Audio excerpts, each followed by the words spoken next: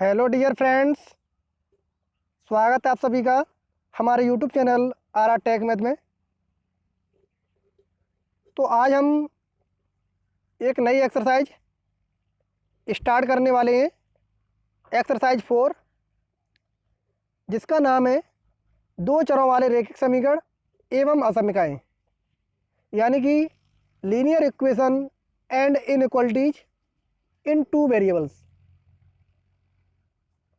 तो इससे पहले जो हमने एक्सरसाइज 3 कंप्लीट की है, उसके अंदर भी हमने रैखिक समीकरण के बारे में पढ़ा था और द्विघात समीकरण के बारे में, त्रिघात समीकरण के बारे में, इन सभी के बारे में हमने पढ़ा हुआ है।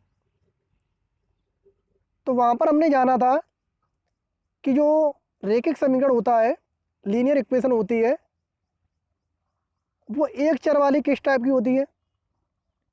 जो चैप्टर 3 है उसके अंदर हमने एक चर वाले रैखिक समीकरण, द्विघात समीकरण, सभी तरह के समीकरण हमने पढ़े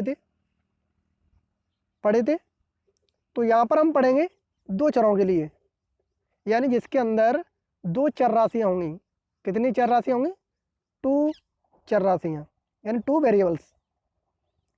सबसे पहले मैं आपको याद दिला दूं कि जो हमने एक चर वाले रैखिक समीकरण पढ़े थे, जिसके अंदर एक चर था, उसका जो व्यापक रूप था वो था ax plus B equal to 0, जहाँ पर a नॉट इक्वल टू 0 था। तो इसके अंदर हमारे पास जो चर राशि x है, इसकी अधिकतम घात 1 है, इसलिए तो ये रैखिक समीकरण है। और इस पूरे समीकरण में सिर्फ एक ही चर राशि x का प्रयोग किया गया है, इसलिए ये एक चर वाला है। समझ में आ गया? इसी तरीके से अगर हम बात करें दो चरों वाले रैखिक समीकरण की, तो जिसके अंदर दो चर राशियां होनी चाहिए और वो रैखिक होना चाहिए। कैसा होना चाहिए? दो चर राशि वाला रैखिक होना चाहिए। किस टाइप का होगा?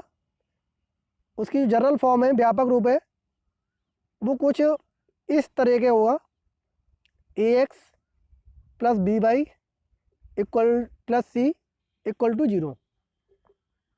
यहाँ पर देखिए चर राशि x है, इसकी अधिकतम घात 1 है। चर राशि y है, इसकी भी अधिकतम घात 1 है। तो यहाँ पर तो पहले जो चर राशि हमें दी हैं उनकी अधिकतम घात 1 है, इसलिए तो ये रैखिक समीकरण कहलाएगा, लीनियर इक्वेशन। और इसमें दो चर राशियों का प्रयोग किया गया, दो वेरिएबल्स का, एक x का और एक y का, इसलिए ये क्या कहलाएगा? दो चरों वाले रैखिक समीकरण। दोबारा से समझे, दो चरों वाले रैखिक समीकरण कब कहलाएंगे? जब किसी इक्वेशन के अंदर दो चर राशियां हो और वो जो इक्वेशन है उनकी अधिकतम घात 1 होनी चाहिए। समझ में आ रहा है? तो ये हमारे कहलाएंगे दो चरों वाले, जिसके अंदर दो वेरिएबल्स होंगे हमारे पास। ठीक है। जैसे एक और बात करें, जैसे ax square plus B X plus C बराबर 0। अब आप ये बताइए कि ये जो हमें इक्वेशन दी है, जो समीकरण दिया है, ये कितनी तो घात का है, यानी इसकी डिग्री कितनी है, और कितने वेरिएबल्स वाला है, यानी इसमें कितनी चर राशियाँ हैं, ये क्वेश्चन आपको बताना है। बताइए जल्दी से बताइए कितना है इसमें। तो यहाँ से हम देख सकते हैं कि हमारे पास जो चर राशि x है, इसकी अधिकतम घात कितनी है? 2 है, इसलिए ये दो घात वाला तो समीकरण होगा, जिसे हम क्वाड्रेटिक इक्वेशन बोलते हैं। और इस पूरे समीकरण में एक ही चर राशि x का प्रयोग किया गया है। यहाँ पर भी x है जो x स्क्वायर के रूप में दी है, यहाँ पर भी x है जो x की घात 1 के रूप में दी है, यानी जो चर राशि है वो सिर्फ और सिर्फ एक ही है। यहाँ पर दो मत समझ लेना। ठीक है। तो ये हमारा क्या रहेगा? एक चर राशि वाला द्विघात समीकरण। समझ में आ गया? तो इस तरीके से हमें इनको पहचानना है। तो यहाँ पर हम बात कर रहे थे दो चरों वाले रैखिक समीकरण की। तो मैंने बताया कि जो दो चर वाले रैखिक समीकरण होंगे उनको हम ax plus B by plus C बराबर 0 इसके रूप में हम व्यक्त करेंगे। और यहाँ पर कंडीशन है कि जो a है और जो b है उनकी वैल्यू 0 नहीं होनी चाहिए। क्या नहीं होनी चाहिए? x की जो कोफिशिएंट है और जो y का कोफिशिएंट है इसकी जो वैल्यू है वो 0 नहीं होनी चाहिए, क्योंकि अगर इसका मान 0 हो गया तो ये फिर रैखिक समीकरण नहीं कहलाएगा, क्योंकि ये पूरी फिर 0 हो जाएगी और ये पद भी 0 हो जाएगा, रह क्या जाएगा? सिर्फ c रह जाएगा। तो c बराबर 0, मतलब ये भी पूरा 0 हो गया, तो हम इसे कांस्टेंट समीकरण बोलेंगे। इसलिए कहा गया है कि इसका मान 0 नहीं होना चाहिए। अब हम इन समीकरणों पे चर्चा करें कि हम किस तरीके से इनको सॉल्व करेंगे और हम इनके हल कैसे निकालेंगे।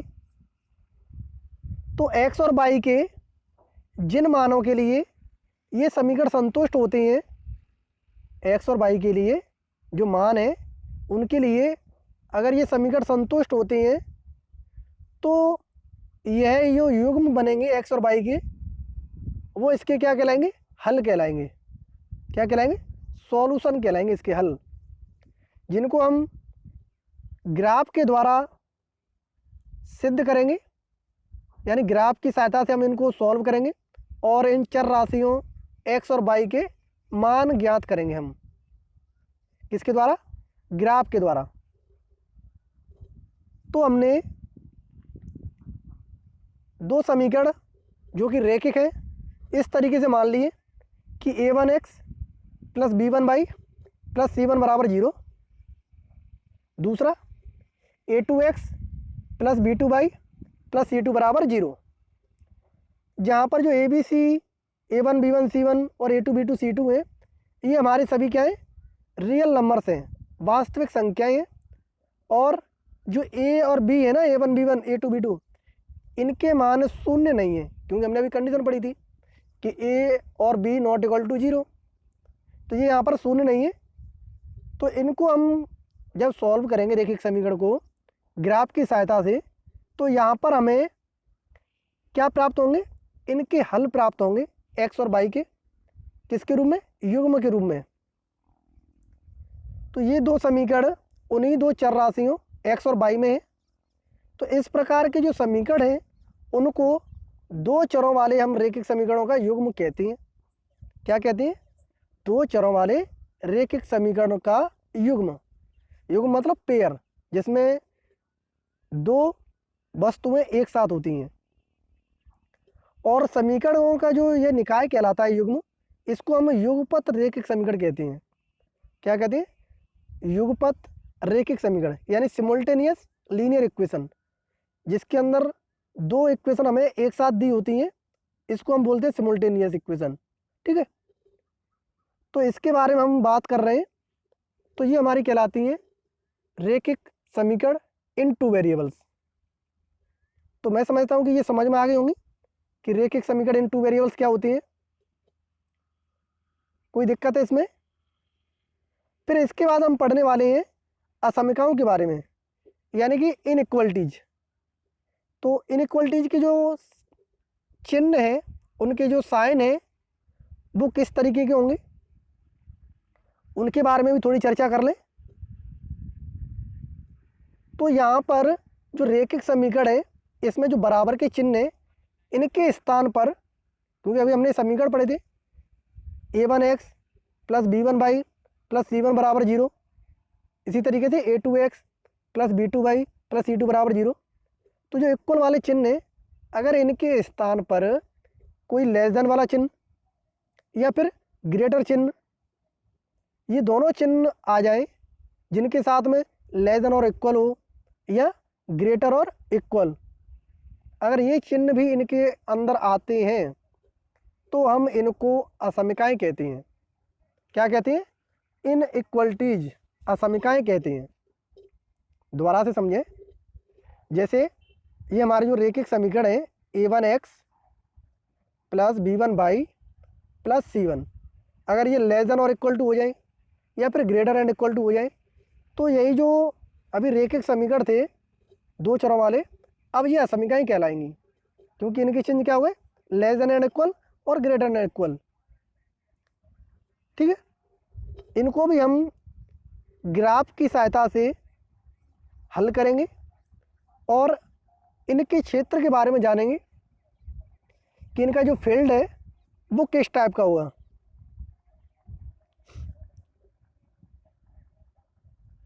तो ये सभी चीज़ें हम इसके अंदर पढ़ने वाले हैं। तो पहले हम जो दो चरों वाले रेखिक युग्मक समीकरण है इनको सॉल्व करना सीख लेते हैं कि इनको हमें किस तरीके से सॉल्व करना है ग्राफ की सहायता से। फिर हम असमीकाओं के बारे में पढ़ेंगे कि असमीकाओं के क्षेत्र को भी हमें ग्राफ की सहायता से कैसे सॉल्व करना है, उसके क्षेत्र के बारे में किस तरीके से बताना है कि उसका क्षेत्र परिबद्ध होगा कि अपरिबद्ध होगा या संगत होगा या असंगत होगा। ये सारी चीज़ें हम एक एक करके डिस्कस करेंगे। तो पहला टॉपिक है आपका दो चरों वाले रेखिक युगपत समीकरण, यानी simultaneous linear equation in two variables. तो यहाँ पर हम जो समीकरण निकाय होंगे उनको हल करने वाले हैं और उनके बारे में समझने वाले हैं। तो इसको हम एक उदाहरण की सहायता से समझेंगे। जैसे हमने एग्जाम्पल ले लिया पहला, हमें रेखिक समीकरण दिए हैं 3x प्लस 2y माइनस 5 बराबर 0। दूसरा दिया है 4x प्लस 7y माइनस के 11 बराबर 0। तो हमें इसके जो हल है उसकी प्रकृति ज्ञात करनी है। तो हमने अभी कहा था कि जो रेखिक समीकरण होते हैं दो चरों वाले, उसमें हम जो चर राशि x और y के हल निकालते हैं उन मानों पर ये जो समीकरण है वो हमारे संतुष्ट होते हैं। यानी कि अगर हम इन पर जो x और y के मान रख दें, जैसे हमें ये समीकरण ही दिया है, मान लो यही दिया है हमें 3x प्लस 2y माइनस 5 बराबर 0। तो यहाँ पर जो x और y की वैल्यू जिन पर ये समीकरण संतुष्ट हो जाए, यानी यहाँ पर हम अगर x की वैल्यू रख दें और y की वैल्यू रख दें और इनकी जो मान है उनको सॉल्व कर लें, तो इसका मान अगर 0 आ जाता है, यानी जो इक्वल में दिया है वो आ जाता है, तो ये समीकरण हमारे संतुष्ट कहलाती हैं। ठीक है, तो इसी तरीके से हम इन समीकरणों को x बराबर 1 और y बराबर 1 रखने के लिए संतुष्ट करते हैं। तो हमने x बराबर 1 रख दिया पहले समीकरण में और y बराबर 1। तो ये क्या हो जाएगा, 3 इंटू 1 प्लस 2 इंटू 1 माइनस 5। अब सॉल्व करेंगे तो 3 प्लस 2 माइनस 5, यानी 5 माइनस 5 बराबर 0। यानी हमारा पहला जो समीकरण है, पहली जो इक्वेशन है, वो हमारी x और y के मान के लिए संतुष्ट हो रही है। इसी तरीके से दूसरे समीकरण में रखें 4 इंटू 1 प्लस 7 इंटू 1 माइनस 11। तो 7 और 4 कितने हो जाएंगे, 11 माइनस 11 बराबर 0। यानी कि x और y के लिए दोनों जो हमारी इक्वेशन है वो संतुष्ट हो रही हैं। और अगर ये संतुष्ट हो रही हैं तो हम x बराबर 1 और y बराबर 1 को इस समीकरण युग्म के हल कहेंगे। क्या कहेंगे, सॉल्यूशन, हल कहेंगे। ध्यान रखना x और y के दोनों मानों के लिए दोनों समीकरण संतुष्ट होने चाहिए। क्या होना चाहिए, जो दोनों समीकरण है वो संतुष्ट होने चाहिए। अगर एक भी समीकरण संतुष्ट नहीं हुआ तो ये मान इसके हल नहीं कहलाएंगे। इतना जरूर ध्यान रखना। जैसे कभी हमें चेक करना हो कि जो हमारे मान आ रहे हैं x और y के, क्या वो सही हैं या गलत है, तो हम दोनों समीकरणों में रखेंगे और अगर दोनों समीकरण हमारे संतुष्ट हो जाते हैं तो ही हमारे ये मान सही होंगे, अन्यथा हमारा जो मान निकल के आएगा वो गलत होगा। समझ में आ गया? आगे बढ़े। एग्जाम्पल नंबर 2, रेखिक युगपत समीकरण 2x प्लस 7y बराबर 11, x माइनस 3y बराबर 5, इसको x बराबर 2 और y बराबर 1 मान रखने पर इसकी हल की प्रकृति बतानी है। तो यहाँ पर हम x बराबर 1 और y बराबर 2 दोनों समीकरणों में रख दें। तो 2 इंटू 2 प्लस 7 इंटू 1 बराबर इक्वल में 11 दिया है तो बराबर 11। अब यहाँ से हम देखें कि 2 इंटू 2 4 हो गए, 7 इंटू 1 7 हो गया, तो 7 और 4 11, यानी इक्वल में 11 दिया है। तो ये समीकरण तो हमारा संतुष्ट हो रहा है, यानी जो हमारी पहली इक्वेशन है ये तो हमारी संतुष्ट हो रही है। इसी तरीके से हम दूसरे समीकरण में रखें, x बराबर 2 और y बराबर 1, तो ये हो जाएगा 2 माइनस 3 इंटू 1, तो यहाँ से इसका मान बचेगा माइनस के 1, लेकिन इक्वल में क्या दिया हमें 5, तो माइनस 1 जो है वो 5 के इक्वल नहीं है। तो मैंने क्या कहा था कि अगर जो x और y के मान है वो हमारे किसी एक समीकरण को संतुष्ट करें लेकिन दूसरे को संतुष्ट नहीं करें, तो ये जो हल होंगे x और y वो इसके हल नहीं कहलाएंगे। जो x और y के मान होंगे वो इसके हल नहीं कहलाएंगे। ठीक है, नेक्स्ट एग्जाम्पल की बात करें, हमें रेखे के युग्म दिए हैं और x बराबर 1 y बराबर 2, दूसरा x बराबर 3 y बराबर 1 पर हमें इसकी प्रकृति चेक करनी है कि इसका नेचर कैसा हुआ। तो पहले ही स्थिति के लिए हम चेक कर लें, x बराबर 1 रखना है, y बराबर 2, तो पहले समीकरण में x बराबर 1 और y बराबर 2 रख देंगे। तो 1 प्लस 2 इंटू 2 माइनस के 5 बराबर 0, यानी ये हमारा संतुष्ट हो रहा है। ऐसे ही दूसरे में रखें तो 2 इंटू 1 प्लस 4 इंटू 2 माइनस 10, तो ये भी संतुष्ट हो रहा है क्योंकि 2 और 8 10 हो जाएंगे, 10 में से 10 गए तो 0, यानी x बराबर 1 और y बराबर 2 के लिए ये दोनों जो हमारी इक्वेशन है लीनियर इक्वेशन ये संतुष्ट हो रही हैं, तो ये इसके हल कहलाएंगे। इसी तरीके से दूसरा x बराबर 3 और y बराबर 1 के लिए, तो यहाँ पर हम रखें x बराबर 3, तो 3 प्लस 2 इंटू 1, तो ये कितने हो गए 5, और माइनस 5 चल रहा है तो माइनस 5 बराबर 0, यानी ये भी हमारा संतुष्ट हो रहा है। इसका दूसरा समीकरण 2 इंटू 3 प्लस 4 इंटू 1, तो 3 दूनी 6 और 4 10 बराबर 0, तो मतलब ये भी हमारा संतुष्ट हो रहा है। यानी हम कह सकते हैं कि x बराबर 3 और y बराबर 1 के लिए भी ये दोनों समीकरण संतुष्ट हो रहे हैं। तो इस स्थिति में इसके हमारे पास जो हल है वो बहुत सारे हो गए, क्योंकि x बराबर 1 पर भी ये समीकरण संतुष्ट हो रहा था और x बराबर 3 पर भी संतुष्ट हो रहा है। इसी तरीके से y बराबर 2 पर संतुष्ट हो रहा है और y बराबर 1 पर भी संतुष्ट हो रहा है। तो इस तरीके के बहुत सारे सॉल्यूशन हो सकते हैं जिन पर ये क्या होगा संतुष्ट होगा, हो सकते हैं ना। तो इसके लिए हमने कुछ कंडीशन लिखी हैं कि इसके जो हल होंगे वो कब तो अद्वितीय हल होंगे यानी यूनिक सॉल्यूशन होंगे, कब इसके अनेक सॉल्यूशन होंगे और कब इसका कोई भी सॉल्यूशन नहीं होगा। तो इसके बारे में हम अभी चर्चा करने वाले हैं और यहाँ पर हम इन सभी चीज़ों के बारे में जानेंगे कि इसके अद्वितीय हल, अनेक हल या फिर कोई हल नहीं है इसके बारे में। और दूसरी बात हम क्या समझेंगे, दूसरी बात हम ये समझेंगे कि जो हमारे रेखिक समीकरण हैं वो संगत युग्म कहलाते हैं या नहीं कहलाते हैं, यानी उसके जो हल होंगे वो कॉन्सिस्टेंट होंगे या नहीं होंगे, कंसिस्टेंट यानी संगत हल, या फिर वो असंगत होंगे इनकंसिस्टेंट। तो इन दोनों के बारे में हम जानेंगे। तो मैं थोड़ा सा बता दूं कि अगर हमारे जो x और y के मान हैं वो अगर अद्वितीय होते हैं, यानी कि उसके x और y के जो मान हैं वो अगर हमें प्राप्त हो जाते हैं तो हमारे जो रेखिक समीकरण है वो संगत कहलाते हैं, चाहे x और y के मान हमें अद्वितीय प्राप्त हों चाहे बहुत सारे अनेक प्राप्त हों।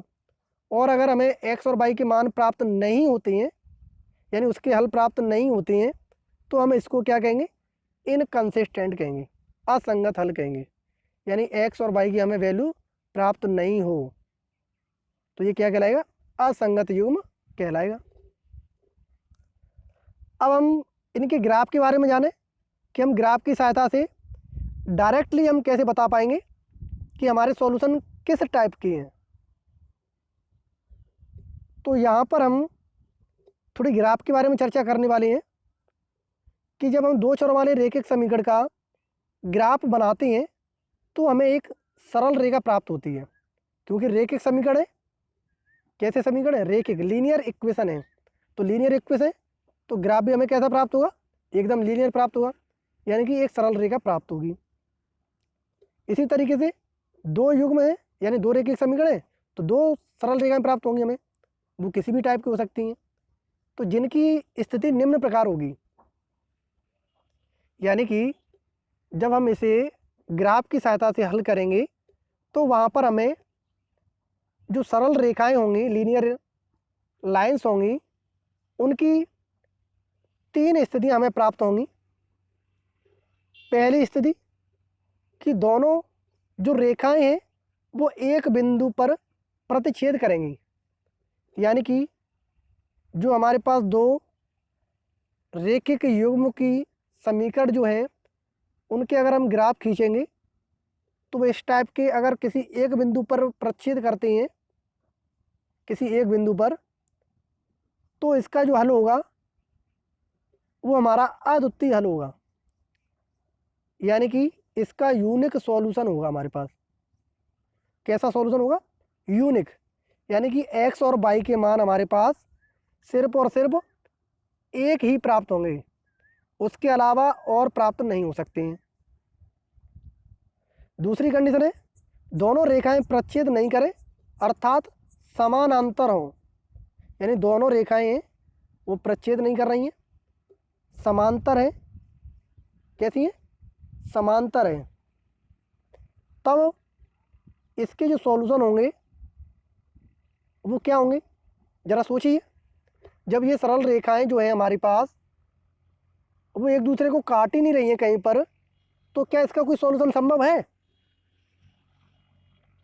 तो इसका आंसर ये है कि इसका कोई भी सॉल्यूशन नहीं होगा, क्योंकि सॉल्यूशन तो हमें तब प्राप्त होता है जब ये दोनों जो लाइंस हैं वो एक दूसरे पर किसी ना किसी पॉइंट पर तो काटे, तब उसका सॉल्यूशन संभव है।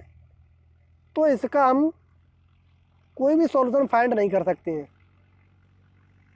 यानी कि इट हैज़ नो सॉल्यूशन, तो इसका कोई भी हल नहीं होगा।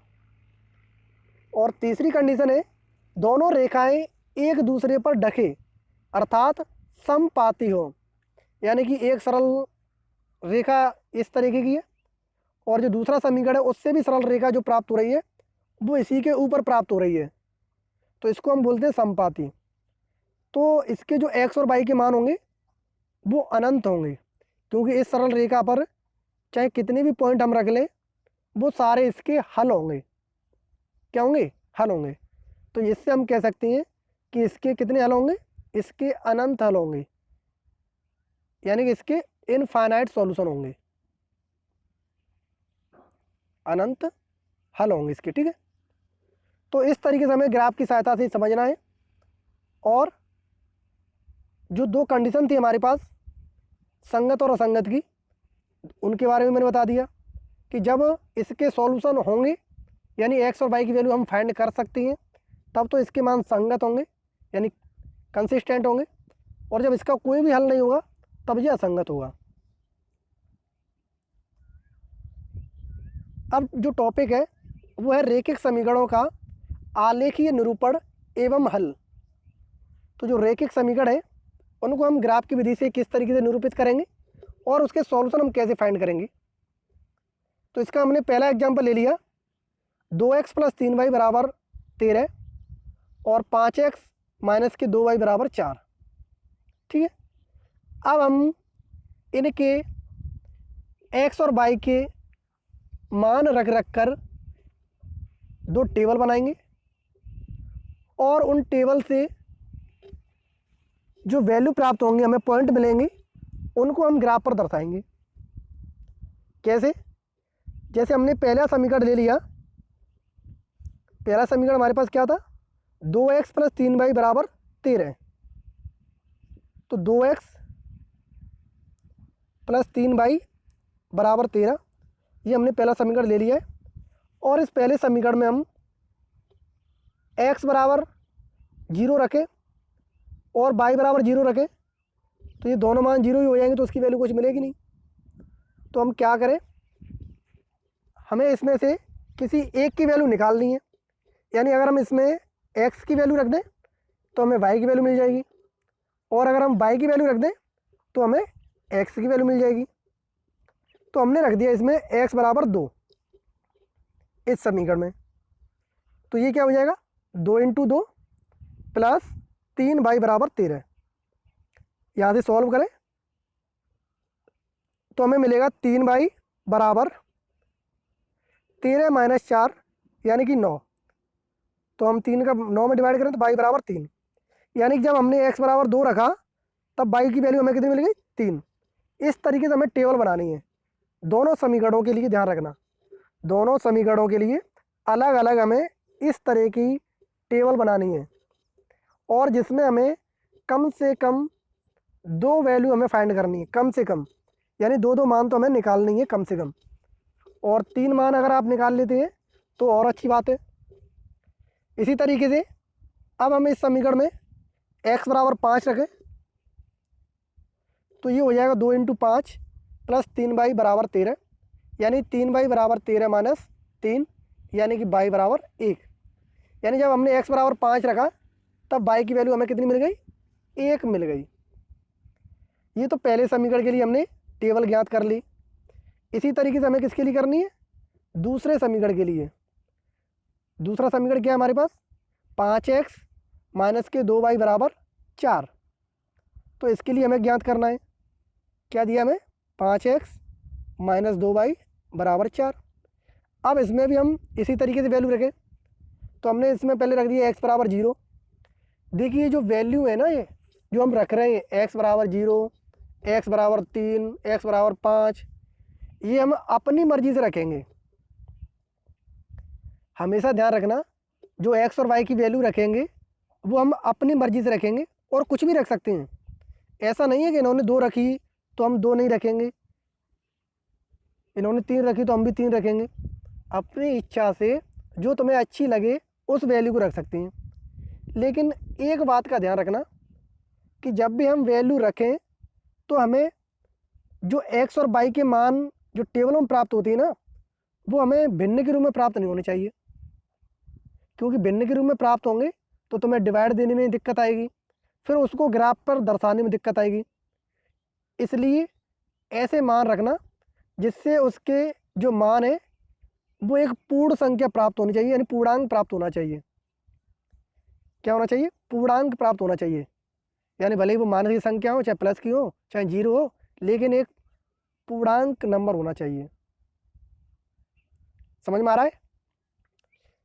तो हमने इसमें x = 0 रख दिया, तो ये हो जाएगा 5 × 0 - 2y = 4। तो ये तो 0 ही हो गया, यानी -2y = 4, यानी y की वैल्यू कितनी आ गई, -2। तो x = 0 रखा तब y की वैल्यू हमें कितनी मिल गई, -2। ऐसे ही अब हमने x = 2 रखा, तो इसमें 2 रख दो, 5 × 2 - 2y = 4, ये 10 हो जाएंगे। तो -2y = -6 बचेंगे, यानी y = 3। तो x = 2 रखने पर y की वैल्यू हमें कितनी मिल गई, 3 मिल गई। अब ये हमारे पास 2 टेबल हो गई दोनों समीकरण के लिए, ये पहले वाले समीकरण के लिए और ये दूसरे समीकरण के लिए। तो अब हम इनके जो बिंदु हैं उनको युग्म के रूप में लिख लेंगे, यानी x की वैल्यू 2 और y की 3। हमेशा ध्यान रखना, जब भी हम कोऑर्डिनेट ज्योमेट्री को व्यक्त करते हैं, यानी निर्देशांक ज्यामिति को व्यक्त करते हैं, तो उसके अंदर पहला जो अवयव आता है वो x अक्ष का आता है, और जो दूसरा अवयव आता है वो y अक्ष का आता है। ठीक है, ये तो आपको पता ही होगा। तो इस तरीके से जो अवयव है वो आते हैं। तो हमने ये लिख लिया।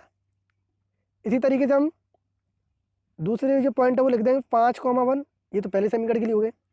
ऐसे दूसरे के लिए 0, -2 और दूसरा पॉइंट है 2, 3। इस तरीके से युग्म बना लेंगे और इनको अब हम ग्राफ पर दर्शाएंगे। तो हमने एक ग्राफ बना लिया और जिसमें हमने पॉइंट लिख लिए। क्या लिख लिए? सारे जो पॉइंट है वो लिख लिए। किस तरीके से?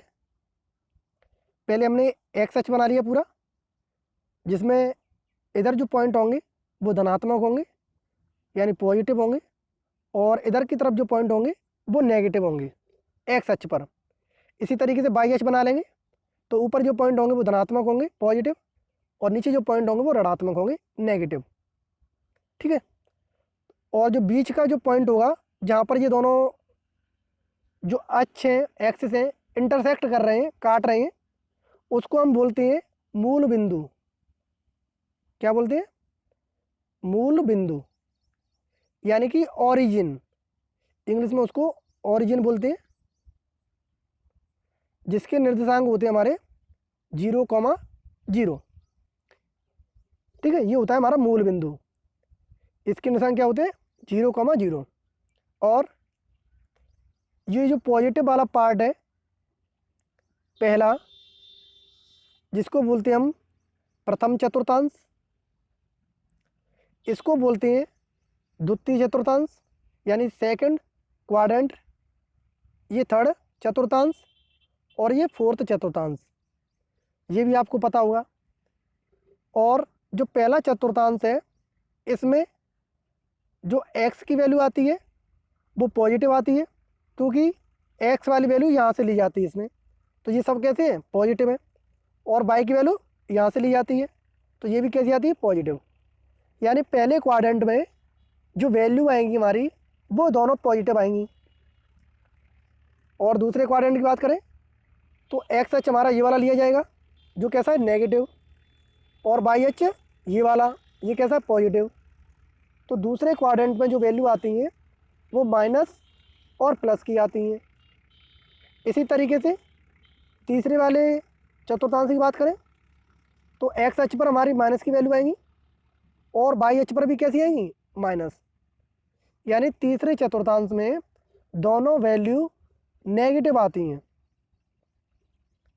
चौथे चतुर्थांश की बात करें तो एक्स अक्ष हमारा ये वाला लिया जाता है, तो ये प्लस की वैल्यू है, और वाई अक्ष हमारा ये वाला लिया जाता है, ये नेगेटिव वैल्यू है। तो जो चौथा चतुर्थांश है इसके निर्देशांक होते हैं प्लस माइनस। तो ये चारों चतुर्थांश हैं जिनके मैंने पॉइंट लिख दिए हैं कि कहाँ कहाँ वो प्लस के होते हैं, कहाँ माइनस के। तो पहले वाले में दोनों प्लस के और तीसरे वाले में दोनों माइनस के। सेकंड में पहला माइनस दूसरा प्लस, और चौथे वाले में इसका उल्टा होता है, पहला प्लस और दूसरा माइनस का। ठीक है, इतना समझ में आ गया? तो ये तो हो गए इसके पॉइंट। अब जो एक्स अक्ष है इसको हम बोलते हैं भुज। क्या बोलते हैं? भुज। और जो वाई अक्ष है इसको बोलते हैं कोटि। यानी एक को बोलते हैं एब्सिसा और दूसरे को कोटि। ठीक है, तो ये थे जनरल इन्फॉर्मेशन इस ग्राफ के बारे में। अब हम स्टार्ट करते हैं अपने पॉइंटों को दर्शाना। तो पहले वाला जो हमारा समीकरण था इसके पॉइंट थे 2, 3 और 5, 1। तो 2, 3 है और दूसरा है 5, 1। तो पहले वाले को हम दर्शाएं तो 2, 3 का मतलब है कि जो पहली दूरी है एक्स अक्ष की वो 2 पर होनी चाहिए, दोनों पॉजिटिव है। तो ये पहले चतुर्थांश में इसके मान आएंगे। पहली बात तो ये है। तो यानी एक्स अक्ष पर तो हमें 2 चलना है, और इसके साथ ही वाई अक्ष पर कितना चलना है? 3। तो वाई अक्ष के सामने 3 कहाँ है? ये रहा। तो हम 2 और 3 का जो पॉइंट यहाँ पर ये काट रहे हैं उस पर हम पॉइंट दर्शाएंगे। यानी कि जो हमारा 2 और 3 होगा वो कहाँ पर होगा? यहाँ पर, क्योंकि एक्स अक्ष पर 2 है और इसके सामने कितना है? वाई अक्ष पर 3 है। ये पहला पॉइंट हो गया। ऐसे ही दूसरा 5, 1 यानी एक्स अक्ष पर तो 5 होना चाहिए, 5 ये रहा, और इसके सामने वाई अक्ष पर कितना होना चाहिए? 1। तो वाई के ये रहा 1। तो दूसरा पॉइंट कहाँ हो जाएगा? यहाँ पर हो जाएगा 5, 1। ठीक है, ये पॉइंट हो गया। बस 2 पॉइंट थे। अब इनको हम मिला देंगे दोनों पॉइंटों को। एक स्केल की सहायता से दोनों पॉइंटों को मिला देंगे सीधी रेखा खींच के। तो इस तरीके से हमने ये एक सीधी लाइन खींच दी। ठीक है, तो ये तो हो गया हमारा समीकरण फर्स्ट की लाइन।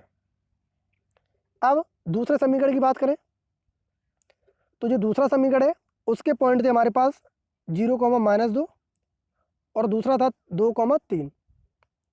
तो इसको भी दर्शाएं। तो पहले वाले को दर्शाएं तो वो क्या है, एक्स अक्ष पर 0, तो कहाँ पर होगा, बीच में ही होगा क्योंकि यहीं पर दोनों इंटरसेक्ट करते हैं। और बाई पर -2, तो ध्यान रखना ये बाई पर -2 है, यानी एक्स प्लस का है बाई माइनस का है, तो ये बाई अक्ष पर ही आएगा। तो कहाँ पर हो जाएगा, यहाँ पर हो जाएगा। तो इसको हम ले सकते हैं 0, -2। हमेशा ध्यान रखना अगर कोई भी निर्देशांक हमें 0 दिया है, जैसे एक्स अक्ष अगर हमें 0 दिया है तो जो दूसरा पॉइंट होगा वो बाई अक्ष पर ही होगा, और अगर बाई अक्ष हमें 0 दिया है तो वो एक्स अक्ष पर होगा। और अगर हमें कोई भी पॉइंट 0 नहीं दिया है तो वो चतुर्थांश के अंदर होंगे, चाहे तो पहले में हो, चाहे दूसरे में, चाहे तीसरे में, चाहे चौथे में। अब दूसरे पॉइंट को दर्शाएं 2, 3, तो एक्स अक्ष पर 2, इसके सामने बाई अक्ष पर 3, तो कहाँ पर हो जाएगा, यहीं पर हो जाएगा। अब इसको भी हम एक सीधी लाइन के द्वारा दर्शा दें। तो इस तरीके से हमने इनको दोनों पॉइंटों को मिला दिया। अब हम देखें कि ये दोनों लाइनें किस बिंदु पर एक दूसरे को काट रही हैं। तो यहाँ पर आप देख सकते हैं कि ये दोनों जो लाइन है समीकरण 1 की और समीकरण 2 की, वो इस पॉइंट पर एक दूसरे को इंटरसेक्ट कर रही हैं, यानी इस पॉइंट पर ये एक दूसरे को काट रही हैं। तो जो इस पॉइंट के जो मान है ना एक्स और वाई के, यानी जो 2, 3 है, यही हमारे एक्स के मान होंगे और वाई के मान होंगे।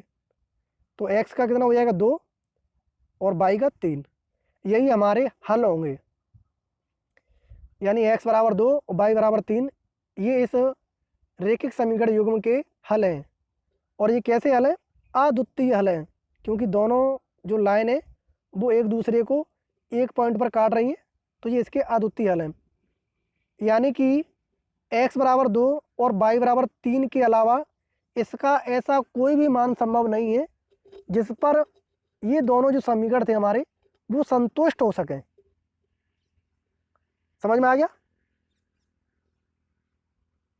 तो ये थे आपके ग्राफ जिसकी सहायता से हमने इसको समझा। ठीक है, ऐसे ही हमारे पास और भी एग्जाम्पल हैं जिनको हमें इसी तरीके से ग्राफ की विधि से हल करना है। जैसे एक और एग्जाम्पल की बात करें तो आपका जो अगला एग्जाम्पल है एग्जाम्पल नंबर 5, इसमें हमें दिया है 2x + 4y = 10 और दूसरा समीकरण हमें दिया है 3x + 6y = 12। अब इनको भी हम ग्राफ की सहायता से हल ज्ञात करें इसके कि x और y के मान क्या होंगे। तो यहाँ से हम एक एक समीकरण लेंगे और उनके लिए सारणी बनाएंगे और फिर उनको हम ग्राफ पर दर्शाएंगे। तो हमने पहला समीकरण ले लिया, समीकरण 1, और उसमें हमने y की वैल्यू रखी। तो हमने पहले वाले में y की वैल्यू रख दी 0, तो हमें 2x + 4 × 0 = 10, यानी कि x की वैल्यू कितनी मिल जाएगी, 5। तो y की वैल्यू 0 रखने पर हमें x की वैल्यू कितनी मिल गई, 5। इसी तरीके से अगर हम इस समीकरण में x = 1 रख दें तो ये कितना हो जाएगा, 2 × 1 + 4y = 10, यानी 4y = 10 - 2 = 8। तो y की वैल्यू जो हमें मिलेगी वो 2 मिलेगी, यानी x = 1 रखने पर y बराबर कितना मिल गया, 2। तो ये हो गया हमारा समीकरण फर्स्ट के लिए सारणी का मान। इसी तरीके से समीकरण सेकंड के लिए भी ज्ञात करें, 3x + 6y = 12। तो इसके लिए हमने पहले x = 0 रख दिया इसमें, तो 3 × 0 + 6y = 12, यानी कि 6y = 12। तो यहाँ से y की वैल्यू मिल जाएगी 0, यानी कि x का मान जब हमने 0 रखा तब y का मान कितना मिल गया, 5। अब हम अगर y = 0 रखें तो देखें x की वैल्यू कितनी आएगी, 3x + 6 × 0 = 12, यानी 3x = 12, तो x = 4, यानी कि यहाँ पर हमने 3 × x, तो x बराबर कितना हो गया, 4। तो इस तरीके से हमें x की वैल्यू कितनी मिल जाएगी, 4 मिल जाएगी। कब, y = 2 रखने पर। तो यहाँ पर हम x की वैल्यू 4 लिख देंगे, कब? y बराबर 2 रखने पर। ठीक है, अब इनको हम ग्राफ पर दर्शाएं कि इनके मान क्या होंगे। तो जैसे अभी हमने दर्शाया था, सेम टू सेम हमें इसको फिर से दर्शाना है। तो पहले हमें दोनों एक्सिस बनाने हैं, एक्स और वाई, फिर उन पर पॉइंटों को लिखना है। तो पहले जो समीकरण था हमारा 2x + 4y बराबर 10 के लिए, तो उसके पॉइंट थे हमारे 5,0 और 1,2। तो इनको हमने दर्शा लिया। पहले 5,0 की बात करें तो इसका बाई एच जो है वो 0 है, तो इसका जो मान है वो एक्स अक्ष पर ही होगा। कहाँ पर होगा? एक्स अक्ष पर। तो ये हो जाएगा 5,0। ऐसे ही 1,2, तो एक्स पर 1, इसके सामने हमें वाई पर 2, यानी कि जो इन दोनों का इंटरसेक्ट पॉइंट है यहाँ पर लिख देंगे हम 1,2। अब इन दोनों पॉइंटों को हम एक सीधी रेखा के द्वारा मिला देंगे। तो ये तो हो गया हमारा समीकरण फर्स्ट के लिए। अब समीकरण सेकंड के लिए क्या क्या पॉइंट थे हमारे? 0,2 और 4,0। तो इनको भी हम दर्शा दें। देखिए 0,2 है तो इसका एक्स अक्ष 0 है, तो ये किस पर होगा? वाई अक्ष पर। तो हमने वाई अक्ष पर लिख दिया 2 पर 0,2। ऐसे ही 4,0 है तो इसका वाई अक्ष 0 है, तो ये किस पर होगा? एक्स अक्ष पर। तो हमने एक्स अक्ष पर लिख दिया इसको 4,0। अब इसको भी मिला दिया। तो अब आपको दिख रहा होगा कि ये दोनों रेखाएं हैं, उनके बीच में काफ़ी गैप है, यानी कि ये दोनों जो लाइन है वो एक दूसरे को काट नहीं रही हैं, यानी कि ये एक दूसरे के समांतर हैं और ये अनंत तक इसी तरीके से चलती जाएंगी। चाहे हम एक्स और वाई की वैल्यू कुछ भी रख लें, ये जो रेखाएं हैं वो इसी तरीके से चलती जाएंगी। तो हम कह सकते हैं कि इसके एक्स और वाई के जो मान होंगे वो पॉसिबल नहीं है। क्या नहीं है? पॉसिबल नहीं है, यानी यहाँ पर हम एक्स और वाई के मान नहीं ज्ञात कर सकते, क्योंकि ये एक दूसरे को जब तक काटेंगे नहीं तब तक एक्स और वाई की वैल्यू हमें मिलेगी नहीं। तो इसका कोई भी हल नहीं होगा इस तरह की जो कंडीशन होगी उसके लिए।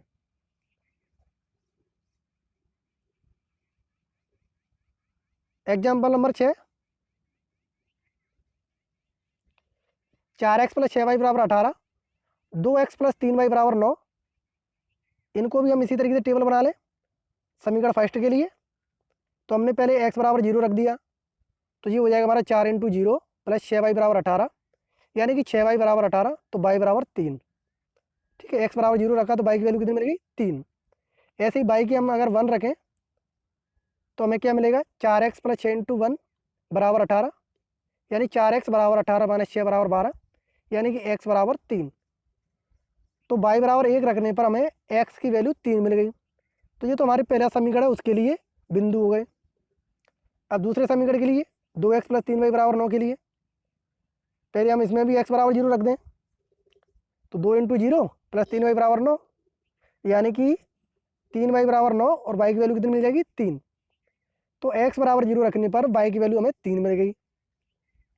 ऐसे ही y बराबर 1 रखें, तो y बराबर 1 रखेंगे तो 2x + 3 × 1 बराबर 9, यानी 2x बराबर 9 - 3 बराबर 6, यानी कि x बराबर 3।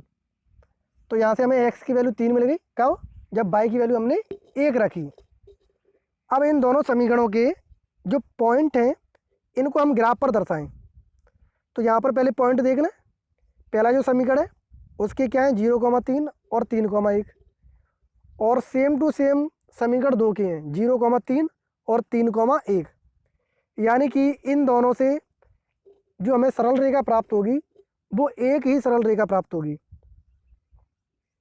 तो हम इसके पॉइंट को दर्शा दें। 0,3 यानी इसका एक्स अक्ष 0 है तो ये वाई अक्ष पर होगा, तो वाई अक्ष पर हो जाएगा किस पर? 3 पर। और दूसरा कौन सा है? 3,1 यानी एक्स पर 3 और उसके सामने वाई पर 1, तो यहाँ पर हो जाएगा 3,1। अब इन दोनों को मिला देंगे। तो इस ग्राफ से हमें स्पष्ट है कि ये दोनों सरल रेखाएं हैं वो एक दूसरे के ऊपर हैं। तो इससे हमें एक्स और वाई के जो मान प्राप्त होंगे वो अनंत प्राप्त हो सकते हैं। एक तो ये भी मान हमें हो सकता है, एक हमारा ये भी मान हो सकता है, और इस तरीके के इसके बीच में अनंत मान हो सकते हैं, क्योंकि हमने तो अपनी मर्जी से सिर्फ 2 मान रखे थे, इनके अलावा भी तो बहुत सारे मान हो सकते हैं। तो ये इसके क्या होंगे? हल होंगे।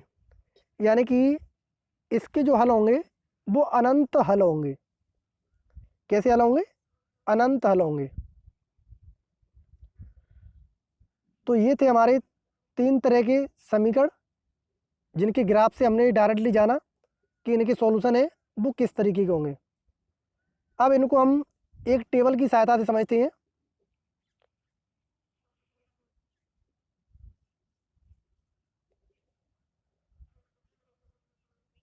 जैसे एग्जाम्पल लेके भी बात करें, अगर हमारे पास समीकरण इस तरीके के हैं जो अभी हमने तीनों लिखे थे, 2x + 3y = 13, 5x - 2y = 4, और अगर हम इनके जो अवयव हैं यानी जो x और y वेरिएबल्स हैं उनके जो कोफिशिएंट हैं उनका कंपैरिजन करें, किस तरीके से? a1/a2, यानी जो हमारे समीकरण होते हैं वो किस टाइप के होते हैं? a1x + b1y + c1 = 0।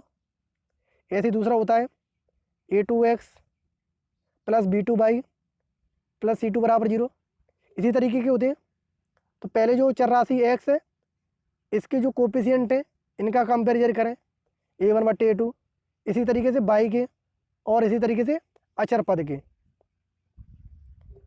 तो यहाँ से हम देख सकते हैं कि 2/5 और b1/b2 कितना हो जाएगा? 3/-2, और c1/c2 13/4। ठीक है। तो यहाँ पर हम देख सकते हैं कि जो गुणांक हैं इनके a1/a2 नॉट इक्वल टू है b1/b2 के।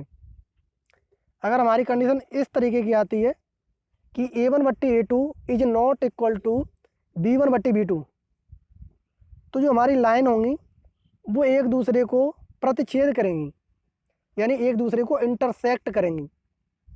और जब इंटरसेक्ट करेंगी तो इसके जो सॉल्यूशन होंगे वो अद्वितीय हल होंगे, यानी कि यूनिक सॉल्यूशन होंगे। कैसे सॉल्यूशन होंगे? Unique solution. ध्यान रखना, a1/a2 is not equal to b1/b2, इनका हम डायरेक्ट प्रयोग करेंगे इनकी नेचर के बारे में जानने के लिए। ऐसे ही अगर हम दूसरी बात करें तो अगर हमारे जो गुणांक हैं कोफिशिएंट हैं a1/a2 वो बराबर हो b1/b2 के, लेकिन c1/c2 बराबर नहीं है b1/b2 के, तो ये जो रेखाएं होंगी वो हमारी समांतर रेखाएं होंगी, यानी इस तरीके से समांतर निकल जाएंगी, वो एक दूसरे को कहीं पर काटेंगी नहीं। a1/a2 बराबर b1/b2 और c1/c2 बराबर नहीं है इस b1/b2 के, तब ये जो रेखाएं कैसी होंगी? समांतर। और जब समांतर रेखाएं होती हैं तब इनके कोई भी सॉल्यूशन नहीं होते हैं, यानी कोई हल नहीं होगा इसका। तीसरी कंडीशन है जब ये तीनों गुणांक बराबर हों, यानी a1/a2 बराबर हो जाए b1/b2 के और ये भी बराबर हो c1/c2 के, तो ये रेखाएं वो समपाती रेखाएं कहलाती हैं, यानी एक के ऊपर एक आ जाती हैं। तो इसके जो हल होंगे, सॉल्यूशन होंगे, वो अनेक हल होंगे, यानी अनंत हल प्राप्त होंगे। तो ये 3 तरह की हमने लाइनें पढ़ी थी। एक, जिस पर इंटरसेक्ट करें तो उसका अद्वितीय हल होता है। दूसरा, जब ये दूसरी एक दूसरे के समांतर हो तब इसका कोई हल नहीं होता है। और तीसरा, जब ये समपाती हो, एक दूसरे के ऊपर हो, तब इसके अनंत हल होते हैं। तो ये 3 कंडीशन है जिनका हमें डायरेक्ट प्रयोग करना है इसके नेचर को जानने के लिए कि जो समीकरण का नेचर है वो किस तरीके का है। ठीक है, तो आप समझ सकते हैं आराम से। यानी जो हमारे रेखिक युग्म समीकरण होते हैं वो इस टाइप के ही होते हैं, a1x + b1y + c1 = 0। ऐसे ही a2x + b2y + c2 = 0। तो जो हमारी पहली कंडीशन थी कि ये एक दूसरे को इंटरसेक्ट करेंगी, तो उनके कोफिशिएंट किस किस टाइप के थे? a1/a2 not equal to b1/b2। तो यहाँ पर इसका अद्वितीय हल है, और जो हमें प्रच्छेद बिंदु मिलता है x, y, वही इसके क्या होते हैं? हल होते हैं, सॉल्यूशन होते हैं। इसी तरीके से अगर हम इसकी बात करें कि a1/a2 बराबर था हमारा b1/b2 के, लेकिन c1/c2 बराबर नहीं है b1/b2 के, तो इसके कोई भी हल नहीं होती हैं। और अगर तीनों ही बराबर हों, a1/a2 और b1/b2 और c1/c2, तो इसके असीमित हल होंगे, यानी अनंत हल होंगे। और जो एक्स और वाई के मान होंगे वही इसके क्या होंगे, हल होंगे। तो इस तरीके से हमें ये सारी चीज़ें चेक करनी है। तो मैं समझता हूँ कि अब आपको ये सारी चीज़ें अच्छे तरीके से समझ में आ गई होंगी। और अगर फिर भी कोई डाउट है तो आप कमेंट बॉक्स में पूछ सकते हैं।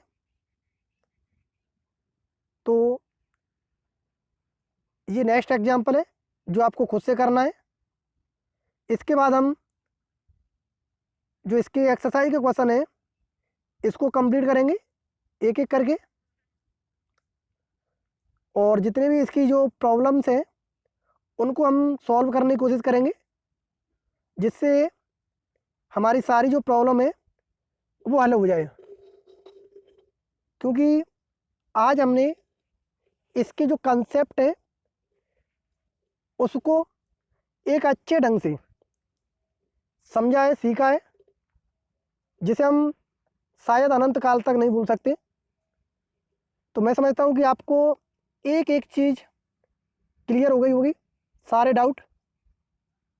और अगर आपको ये लेक्चर अच्छा लगा हो, वीडियो अच्छी लगी हो, तो वीडियो को लाइक करें और ज़्यादा से ज़्यादा लोगों तक शेयर करें इसे। और अगर आपने अभी तक हमारे चैनल को सब्सक्राइब नहीं किया है तो चैनल को सब्सक्राइब करें और कमेंट करना ना भूलें। कमेंट करके हमें बताएं कि आपको आज का ये लेक्चर कैसा लगा, यानी कितने कंसेप्ट आपके क्लियर हुए। तो आज के लिए इतना ही, कल फिर मिलते हैं एक और नई वीडियो के साथ, जिसके अंदर हम जो एक्सरसाइज 4.1 है इसके सभी सॉल्यूशन करेंगे। तो जय हिंद दोस्तों, अपना ख्याल रखिए।